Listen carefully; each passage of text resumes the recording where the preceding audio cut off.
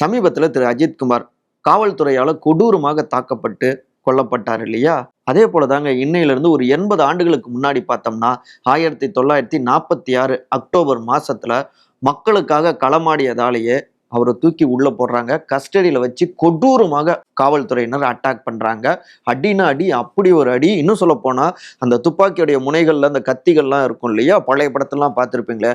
அதன் மூலமாக உடல் முழுக்க கொடூரமான காயங்களை ஏற்படுத்துறாங்க. அடிச்ச அடியில ரத்த வெள்ளத்துல மூச்சு பேச்சு இல்லாம அப்படியே கிடக்குறாரு. போலீஸ்லாம் பார்த்துட்டு பாடி ஆயிட்டார் போல, அந்த பாடி எடுத்துட்டு போய் எங்கேயாவது கண் காணாத இடத்துல தூக்கி போட்டு வா அப்படின்னு அங்க இருந்த நியூசன்ஸ் கேஸ்ல சிக்கின ஒருத்தர்கிட்ட கட்டளை போட்டுறாங்க. அவரும் தூக்கிட்டு அப்படியே போற நேரத்துல, கார்ல போற நேரத்துல உடல்லாம் அசையுது. ஷாக்கு. அதே நேரத்துல ஒரு சந்தோஷம். உயிர் இருக்கு அப்படின்னு சொல்லி அப்புறம் அப்படி இப்படின்னு வச்சு அவரை காப்பாத்திடுறாங்க. அப்படி கொடூரமாக தாக்கப்பட்டு மரணத்துடைய வாசல் வரை போய் மரணத்தை சந்திச்சுட்டு வீறு கொண்டு எழுந்து மக்களுக்காக தன்னுடைய வாழ்நாள் முழுக்க எளிய மக்களுடைய விடுதலைக்காக போராடிய ஒருத்தர் தான் எல்லோராலும் தோழர்னு அன்போடு அழைக்கப்பட்ட, இன்னும் சொல்ல போனா கேரளத்து ஃபிடல் காஸ்ட்ரோ அப்படின்னு அழைக்கப்பட்ட தோழர் திரு வி.எஸ். அச்சுதானந்தன்க.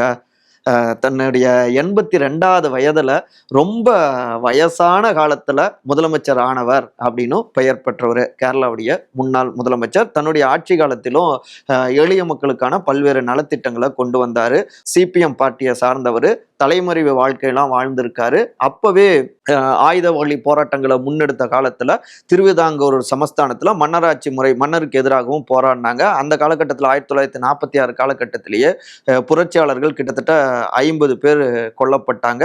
இவங்களுடைய புரட்சியால ஒரு 10 காவல்துறை சார்ந்தவங்களும் கொல்லப்பட்டாங்க. அதுக்கப்புறம் தலைமறைவு வாழ்க்கை, பிரிட்டிஷ்க்கு எதிரான போராட்டம் அப்படின்னு தன்னுடைய வாழ்நாள் முழுக்கவே முழு நேர கம்யூனிஸ்டாகவே வாழ்ந்து மடிந்தவர் தான் தோழர் திரு வி.எஸ். அச்சுதானந்தன். தோழர்கள் புதைக்கப்படல, விதைக்கப்பட்டிருக்காங்க அப்படின்னு சொல்லுவாங்க.